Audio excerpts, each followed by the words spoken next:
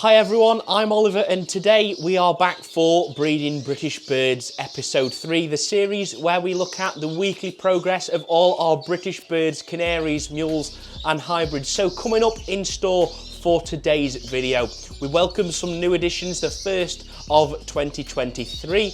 We've got an update with all of the native birds, some real good progress being made over the past week, and we've got some exciting news to come with the mule and hybrid pairs. We start today's episode with the canaries. Now, the canaries were the first birds here at OC Avery to go down this breeding season, so of course it would only be right that they're the first ones to welcome chicks to the world, and that's exactly what we've had over the past sort of 12 to 24 hours, is numerous nests of chicks beginning to hatch. And the first chicks to hatch were the birds from the red factors. Now, the red factors had 5 full eggs. One of them did fail to hatch, it was dead in shell, but the other 4 did hatch within about 6 to 8 hours of each other, and we've got 4 fairly good looking red factor chicks in the nest. Now, their mother is very protective of them, so I am of course being very cautious and trying not to disturb them, but here you can see the mother giving them that first feed and helping one of the chicks out of the egg, which was a fantastic sight to see. And you know, I've been breeding birds and rearing birds for over 10 years now, and it's still so exciting to see the eggs hatching as it was the first time. So brilliant news so far with the canaries, but we've also got some more due. So we've got some feeders, some crossbred feeders. They're due within the next 12 hours right now of recording. We've got some new colours due over the weekend. We've got some frill canaries due over the weekend as well. So about 7 to 8 pairs of canaries have got eggs all due within a few days of each other. So I think there's probably a good 40 or so eggs due this weekend. So keep your fingers crossed that it all goes all right and goes to plan. And hopefully by next week's episode, episode 4, we should have loads of baby canaries to take a look at in the nest. The canaries weren't the only ones to bring new life into the world over the past few days. It was also one of the mule and hybrid pairs. Behind me here, we have a European siskin cock that's a brown pastel mutation across 2 canary hens. First is a yellow dimorphic hen, the second is a yellow red-eyed clear fife hen. So we've got a bit of a mix there as a trio, and both hens went to nest, we saw last episode, and both between them had 9 eggs. Now, of those 9, 4 were full, 1 from the fife hen, 3 from the yellow dimorphic hen. So I've combined the nests and they've all gone under the yellow dimorphic hen. I'm going to let the fife hen go back to nest with the siskin cockbird for another round, and hopefully this time we'll have maybe 4 or 5 full. Keep your fingers crossed. Anyway, but what's really exciting with these is they've just welcomed a chick to the world. So that is the first mule of the OC Avery 2023 breeding season.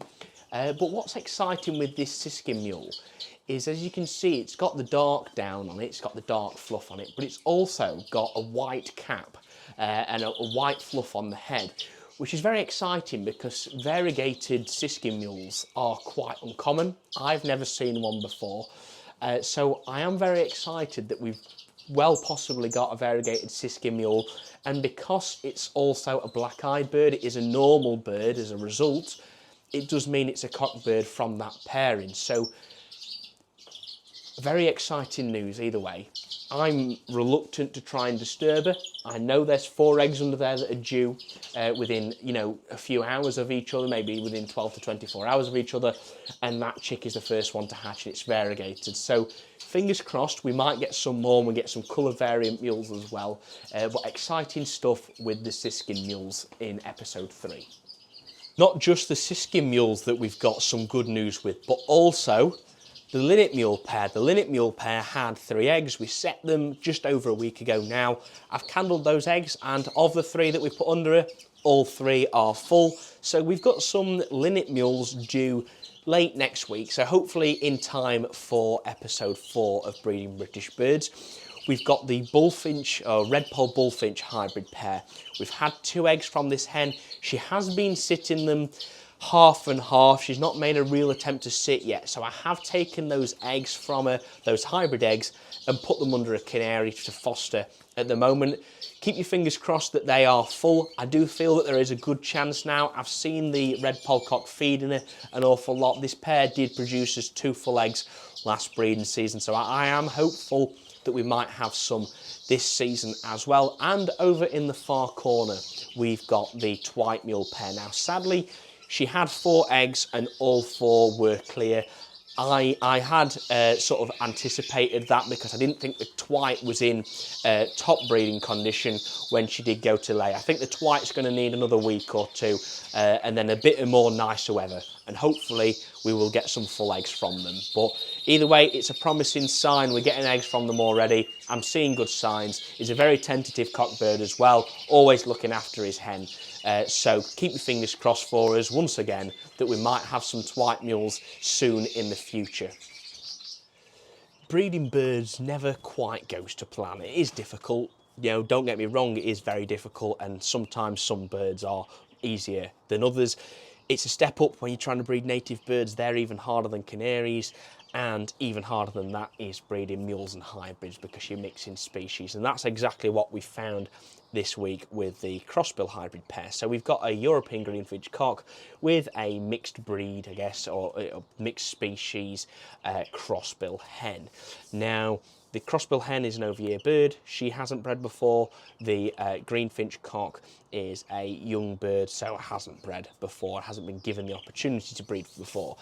And we found just how difficult it can be this week because the crossbill hen went to nest, as we saw last episode, in this nest site right here at the front. She had 4 eggs and she's been sat them a week. So I candled the eggs, but sadly they were all clear. Now, the cockbird does need to learn the trade. He needs to learn what he needs to do because, again, it's a young cockbird and don't quite know when I bred him. I'll have to check. It could be a later bred bird, so maybe he's not in top condition right now, maybe he's not mature enough.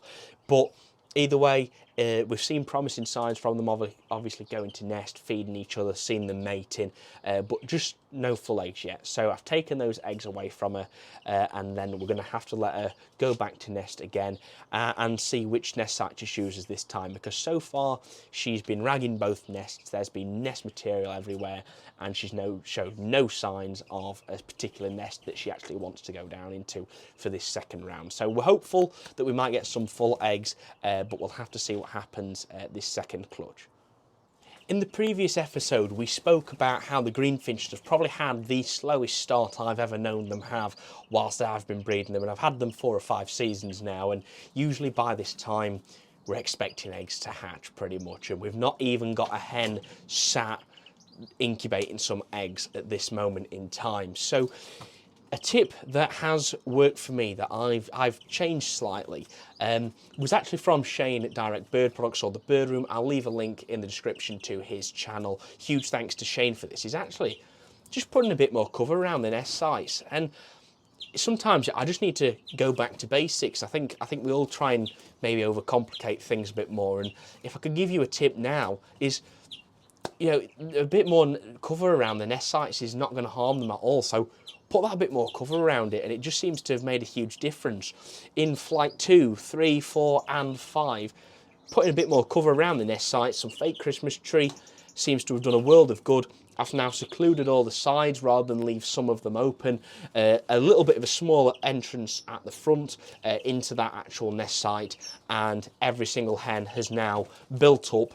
And we've got a hen on in flight 4. She's actually sat. I don't know if she's got any eggs. I haven't checked in a few days because I don't want to disturb them now. But it's all looking quite promising. And the same for the nest sites at the front. Bit of fake Christmas tree on there, just helping the hen feel that bit more safe and hopefully getting them all to go to nest. And news with this one is that the hen in flight 2 has built up in both nest sites. She's built a lovely nest actually at the front, and she's built a fairly nice looking one, I think, at the back. So she's not chosen which one to lay in, I don't think, or at least if she has, it's the one at the back because there's no eggs in here. But so far, it seems to have really made a big improvement, which is fantastic news as we go into sort of, you know, the 3rd week of pairing up of the breeding season this year. it's been 1 week since we added the nest sites for the lesser redpolls. Now, if you've not seen the previous episode, we've got 8 pairs of lesser redpolls here. Each pair have got a 4-foot flight cage, and that goes down by 4 rows. So we've got 8 pairs of lessers for this breeding season. And last week we added the nest sites. So we've got some external wire nest sites, a bit of fake ivy and Christmas tree around them, grass liner in the centre, and we've hung all those on the inside to help the hens feel that little bit more secluded and safe, and also to stop me nudging the nest site if I walk past. So we've done that, and so far it's been pretty promising, fairly successful. All 8 hens have showed interest. They've all inspected nest sites, and all 8 hens have been carrying material. Some are a little bit more advanced in condition than others, particularly this hen. She has built up a good, nice, lovely little nest actually in there now. Little sisal and jute fibre nest. A little bit of cocoa fibre in there as well, and a little bit of kapok fluff or fibre, or whatever you want to call it. And they've been getting on relatively well so far. So I think we'll probably get an egg over the weekend from this pair and from there. But for the others, there's still plenty of time. Breeding season is a marathon, not a sprint. We've got 3, even possibly 4 months left. And the turnaround for a redpoll is very quick indeed. An egg will hatch from about 10 days of incubation for a redpoll. So you can have sort of 3 nests of chicks within 2 months. So it's a fairly quick turnaround, as you can imagine. So good signs so far with the redpolls. No eggs, but nests being built. So we'll see how these guys are doing in episode 4. For the rest of the native finches, we've had quite a promising week actually. The bramble finches, we reintroduced the cockbird last week, and so far he's been getting on great. He's been feeding fine, bathing, he's been chasing the hen, he's been feeding the hen. So I'm quite hopeful that in a month's time, when they probably will go to nest, he will fill the eggs this time around. The bullfinches have been a bit of a pain, to be quite honest. We've seen her in previous episodes build up and lay eggs, and she's done the exact same. She's rebuilt, she's laid 2 eggs, and once again, she's refused to sit them. I haven't disturbed her. I don't know why she's done this, but she has, and it's very frustrating. So I have moved the eggs under a canary, and we'll see in episode 4 if the cockbird has filled them and if we have any baby boys on the way, which would, of course, be quite nice if we do. But what I have been doing is giving them a bit of fruit. In the wild, bullfinches will feed on fruit, rowan berries, apple, raspberries, things like that. And I'm wondering if I should maybe give them a bit more of that sort of stuff to bring them in a really good breeding condition. Hopefully will do well for us and sit eggs. So I've been giving them some frozen fruit, just a few berries each day, and hopefully, you know, it will do a good job in getting the fertility up in both of them and hopefully drive the natural instincts of the hen. The twice have finally laid an egg. They built up within a few days of pairing them up in this nest site over here, but then left it for a few weeks, and finally a day ago she laid the first egg. So there's 1 egg in there, I think, at this moment in time. I haven't checked if there's another. I've just not seen her go back to the nest, but I'm hopeful. So what I'll do is I'll give it a few days, see if she does lay a full clutch and if she does go and sit them. If she doesn't, then one, I'll be a little bit concerned, because that'll be weird that we've had so many natives not go and sit their eggs this year. But I then will take the egg and I'll put it under some canaries, and hopefully we'll have a full egg that can, you know, get a baby twite for us, because they are quite hard to breed. You know, they are quite rare, so I am quite keen to be breeding these guys, and I've got a project hopefully for next year that involves these guys as well, which is why I'm so keen to breed off them. Great news from the linnets. This pair up here have built a nest. Now, they didn't really show any interest at all. I've barely even seen the hen carrying, but obviously when I've not been in here, she's been doing everything that I want to catch on camera, which is of course building a nest or carrying material. So they've built a lovely little nest up here in this nest site. No egg yet, but you know, I can check it fairly easily. I can just get the camera or a mirror or something, hold it up there, not have to disturb it. And I'm kind of hopeful that we'll have, you know, some linnet eggs for episode 4, which would of course be very nice. First time I've had linnets, so don't know an awful lot about breeding them, but so far, so good with them. And the goldfinches just finally in the far corner. Nothing from them yet. I think it's still quite early for them. I think another 2 weeks is when I'd start to expect to see them making a bit of more of an effort. But so far, nothing from the Goldies. But of course, there's plenty of time yet in the breeding season. So that's it, guys, for Breeding British Birds episode 3. I hope you've enjoyed it today. And of course, next week, we'll be catching up with the chicks that we've seen hatch in today's video, see how they're doing and how they're feathering up.